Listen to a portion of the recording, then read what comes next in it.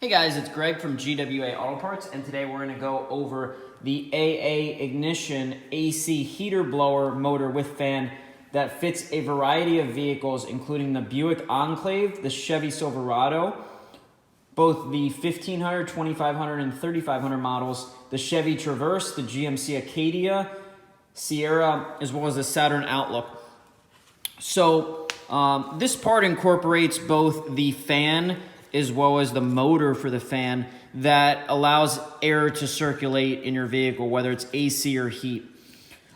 This part sits underneath the passenger side dash, and this is going to be a direct replacement for the factory part. If we turn this over here, you can see it's secured with 1, 2 screws, okay, and a clip here. So the installation of this part, you'll just remove the factory part and you'll install this in its place. There's one electrical connector that connects over here. The factory connector plugs right in. And what you want to do when you're installing this blower motor is the electrical connector on the vehicle, you want to go ahead and inspect that before you install the new part.